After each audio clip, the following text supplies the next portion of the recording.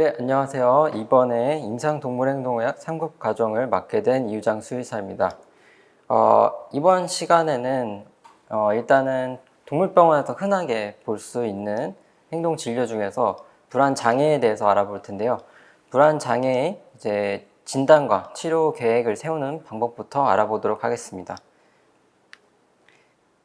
그래서 먼저 불안 장애를 진단하기에 앞서 불안 감정에 대해서 먼저 아는 것이 더 중요할 텐데요.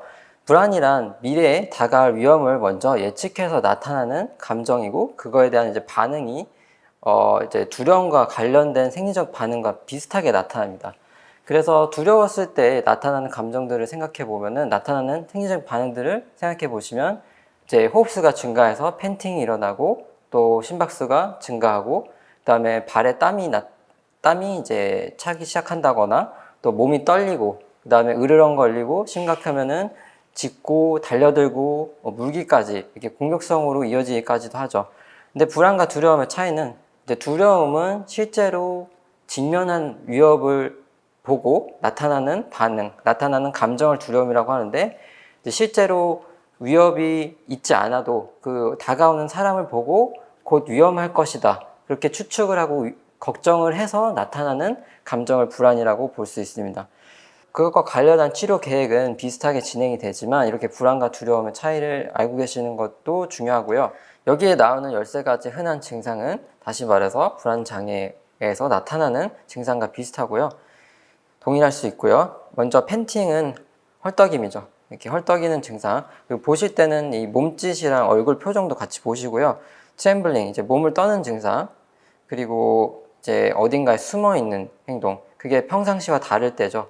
두리번거리기도 하고, 페이싱, 안절부절 못하고 왔다 갔다 하는 거. 그리고 지금 이 강아지는 헐떡임도 같이 보이고 있고, 꼬리도 내려가 있습니다.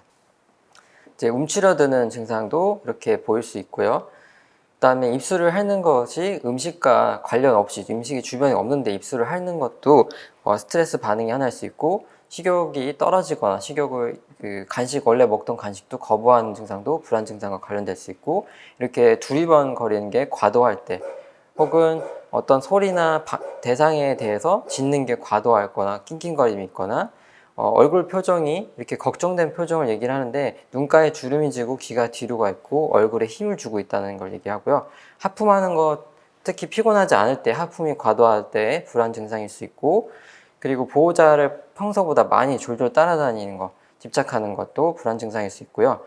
갑자기 이제 멈추거나 얼어 있는 상태도 불안 행동일 수 있습니다. 마지막에 이 모습은 편안한 모습이죠. 결국 약을 먹거나 치료를 받아서 다시 이 상태로 돌아오도록 하는 게 이 이제 조에티스에서 얘기하고자 하는 얘기고요.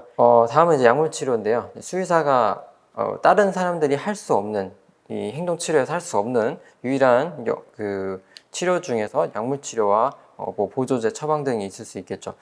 그런데 이제 약물 치료에서는 크게는 이제 파스트 액팅, 단기 작용 약과 롱 액팅, 장기 작용 약으로 나뉠 수 있습니다. 불안 장애에서는 저는 이제 두 개를 같이 섞어서 주는 경우도 많고, 뭔가 보호자의 일단은 약물을 좀 주는 거에 대한 어려움이 있다거나, 얘가 식욕이 많이 떨어진 상태라든가, 그래서 약을 많이 주기가 어렵거나, 뭐 신장이나 간에 좀 장애가 있다거나 했을 때는 한 가지 드러그로 처방을 해서 나아지는지 이런 것들을 평가할 때도 있고요.